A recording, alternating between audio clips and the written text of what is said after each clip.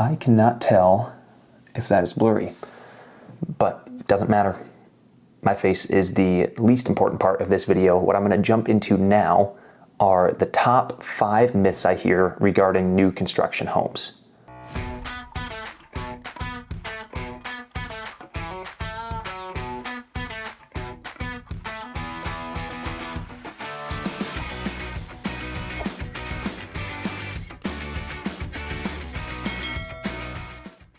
And the first myth that we're going to tackle is that new construction homes are always of a lesser quality. They're always poor quality and cheap. You've probably heard this if you've ever toured a newer home with your uncle, the phrase, oh, they don't build houses like they used to, which is true. Building standards have changed a lot over the last however many years. They continually improve them and change them to make them more safe, more energy efficient. So no, they don't build houses like they used to. And I don't think that the quality of build has exactly gone down. It's just different today than it used to be. When a construction company builds a home, they do not just get to build it and sell it to a consumer who doesn't know any better about build quality. What is that, chestnut? No, I think that is either pine or Nordic cherry. It's pine. There are numerous codes and policies in place that are there to protect consumers and ensure the durability, the safety, and the efficiency of the home. So throughout the build process, the builder has to first of all pull permits first and get their plans approved, and then they have to have inspections done throughout the build by a local building inspector on structural elements like the foundation and the framing, things like the grading of the land around the property, the electrical system, the mechanicals, everything that goes into the house they have to get signed off on by the building inspector. And the purpose of that is to make sure it's all done up to code and safely, and that the house is going to be able to withstand the elements that we have here in Iowa.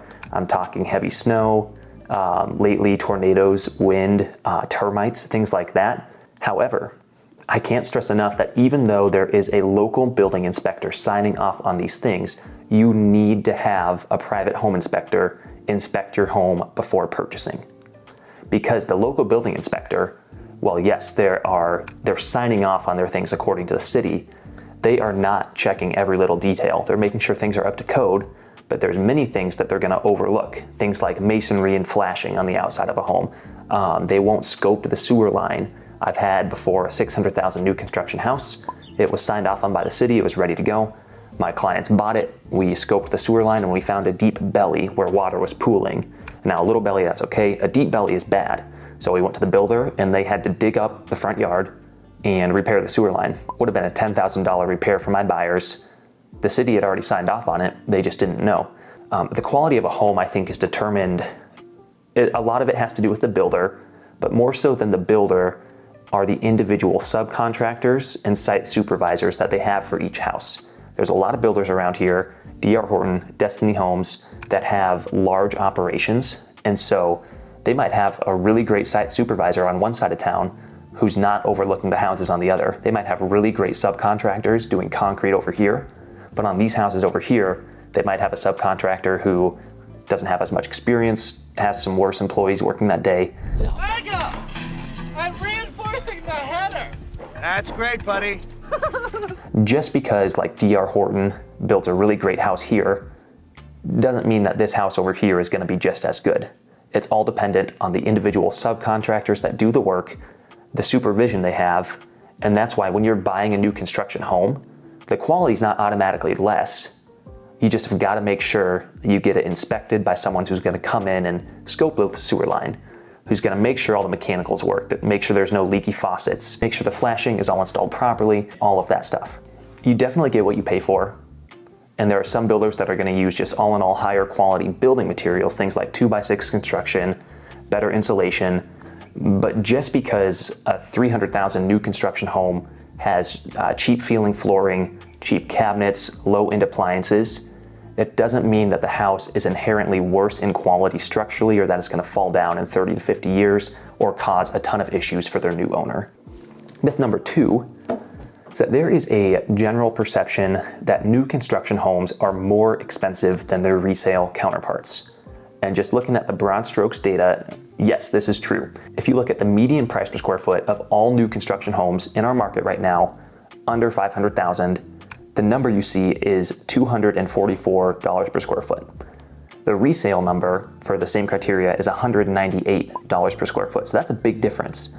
But so much of this price difference is impacted on the location, the neighborhood, and the size of the home. For example, if I'm looking for a house in Urbandale for under $400,000, I could buy a new construction home that is move-in ready, unfinished basement for $360,000, and it's gonna have like 1,500 square feet. Or I could buy a 2,000 square foot home with a similar layout and the same price that needs some updating, but also is located in a neighborhood with more mature trees, more character in the home. So those are just the things that you need to consider. Neither option is worse than the other, but my point is that depending on what you're looking for, don't automatically rule out new construction just because you think it's always the more expensive or less cost-effective way to go. Which brings me to myth number 3, which is that new construction homes are not as good of an investment or they don't appreciate as well as resale homes do. I'm gonna debunk this one really quick. When I'm working with buyers, my advice is always, a home is a 3-year investment. You need to purchase the home and plan on living there for at least 3 years to be confident you're going to see a return on the investment. It's also possible you might have to live there longer to get a return. An investment always involves some degree of risk. So let's take that 3 years and look back on 2020. So 3 years ago, 2020, the homes built in 2020 were new construction then. There's a home in Grimes on 8th Street that sold in 2020 and then sold again in 2023 for $80,000 more without the sellers making any super significant repairs or upgrades to the property. Okay, that's impressive. I know we've had like price appreciation because of the pandemic and it's been weird times economically, but if you just look at the median price of all homes that were new construction in 2020, they've seen a jump in value of $60,000 since then, and then resale homes that sold in 2020 that weren't built in 2020 have seen a jump in value of about $32,000 since 2020. And it's big data.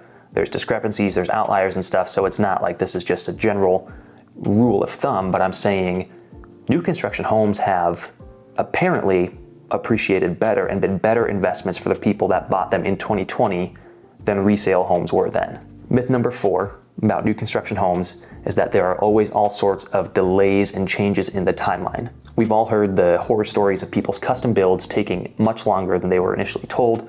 I actually have some clients who they were under contract on a custom home in Oregon that was delayed 12 plus months, and they eventually just threw in the towel and they moved here to Grimes. Good move on their part.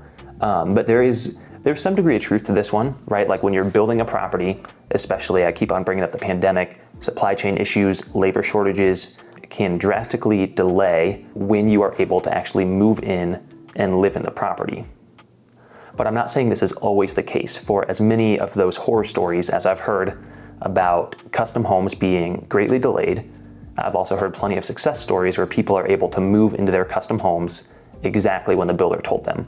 My advice here, and I guess this is not exactly debunking this myth because it does happen sometimes, but just make sure you understand the contract that you enter into with the builder and understand how much legally they're putting in there that they are allowed to delay it, what could come up, what options are available to you if they do delay. This is a great thing to have a realtor for, to advocate for you, and look through the contracts and explain all of that. All right, myth number 5, very last one, is that new construction homes are all the same and that there's no customization options. This is another one where, to some degree, yes, for a spec home. Now, a spec home is what we call a home that is built brand new, but it's already built when you tour it, and then you just buy it as it is. Think like D.R. Horton builds a ton of spec homes around here.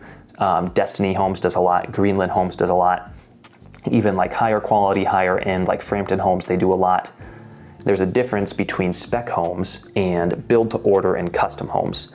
Build to order is kind of in between the two. With a build to order, you're gonna pick out a floor plan from a company, and then you're gonna get to choose what you want in terms of flooring color, siding color, hardware in the house, paint color. You get quite a few customization options.